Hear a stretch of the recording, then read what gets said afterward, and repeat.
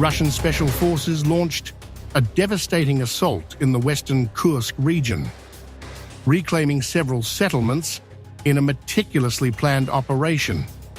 The attack unfolded in eerie silence, catching Ukrainian troops completely off guard. But Akhmat troops, known for their ruthless efficiency, executed a masterstroke, a deception so simple yet so effective that Ukrainian forces failed to detect the trap until it was too late. Disguised in blue insulating tape, a color commonly used by Ukrainian troops, Russian special forces infiltrated enemy lines unnoticed. The ruse allowed them to move freely, bypass defenses, and ambush Ukrainian positions with lethal precision. In an exclusive statement, the commander of the Akhmat troops shared details of this unusual but deadly ruse. Blue insulating tapes were used to bring maximum damage. The agreement was that the guys had to be in blue insulating tapes for a day. After that, they had to completely change the blue insulating tapes to red ones. Blue and yellow insulating tapes are always used by the enemy. Our initial goal was to make the enemy think that the blue insulating tapes belonged to the same unit. If the enemy's UAVs saw people in blue insulating tapes, they would think that this is their unit. The deception proved highly effective, allowing Russian troops to strike before Ukrainian forces realized what was happening. But this was only the beginning. Another operation was already underway, deep underground. Russian special forces crawled for miles through a gas pipeline near the town of Sudzha. The suffocating tunnel provided perfect cover, enabling them to emerge inside Ukrainian defensive lines completely undetected. I want to note that the pipe operation, this operation was prepared by the fighters from the veterans unit. Out units went into the pipe. There were a total of 5 units. The first to go into the pipe were the fighters of the Special Forces unit of Ida, Akhmat. With them, the guys from the Company V of the 30th Regiment followed. Their task was to emerge first, seize the forest opposite, take 2 supports, and secure the Kubatkin and 2 bridges. They did it perfectly, so swiftly, so beautifully, that the enemy didn't even realize what had happened. As the first wave emerged, a second column of Russian troops struck, cutting off reinforcements and trapping Ukrainian defenders in a brutal crossfire. The assault was swift and relentless.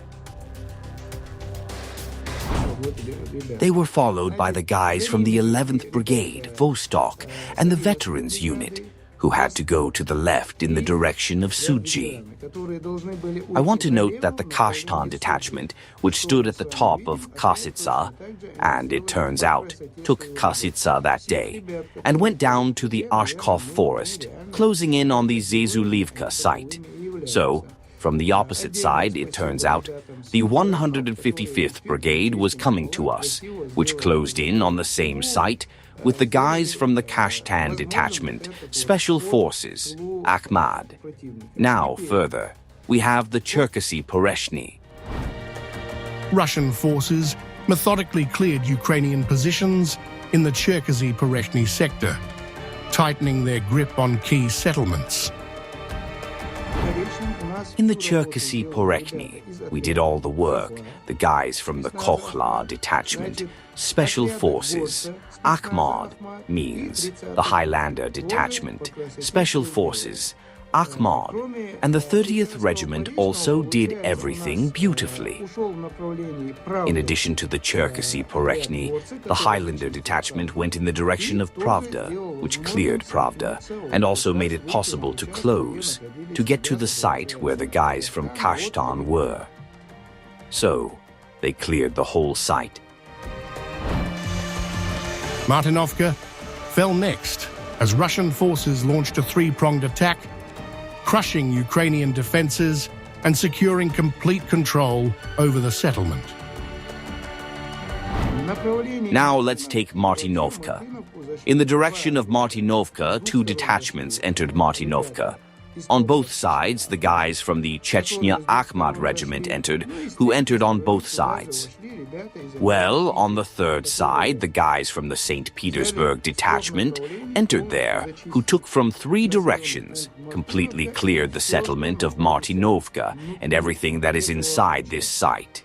In addition, it is worth noting that Regiment 1427 cleared the forest over the Kasitsia. So, in principle, in addition to this, we get the Tero Defense Regiment, which, to put it bluntly, also, as they say, he had skirmishes with the enemy, but in total, he also did his job.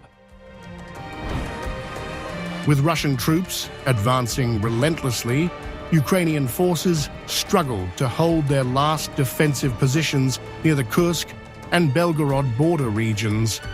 The Akhmat commander warned that Kiev's losses were becoming unsustainable. Now the enemy, realizing that we are crushing the remnants of his forces, trying to hold these 3 settlements on our border, he throws everything there that he has and does not have, realizing that we still will not give him the opportunity to stay on our land, trying to wedge into the junction of Belgorodsk and Kursk regions. To be honest, again, this will only lead to the fact that he will have even greater losses. Well, you understand, the course of the war cannot change this in any way, because he has no resources, no strength, no means. Yes, some small resources are pulled out in order to force us to pull our resources from here. He can try to do this, but we have already freed up huge resources in order to work there and work here. Then came a chilling warning to Ukrainian soldiers still fighting on the front lines, urging them to surrender before it was too late. To the guys who are there, to the Ukrops who are trying to advance, I can recommend, if you really did not decide to help your narcofuhrer fight to the last Ukrainian, you probably need to make a decision and surrender to captivity. Therefore, surrender to captivity.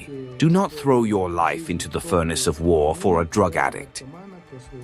So that's the way it is. Akhmat is strength. Russia is power. Amid intense fighting and major development unfolded, Russian President Vladimir Putin and US President Donald Trump held a 2.5-hour conversation, marking a major diplomatic shift. Both Washington and Moscow confirmed a 30-day ceasefire focused on protecting energy infrastructure. However, whether this is a genuine path to negotiations or just a temporary pause remains uncertain.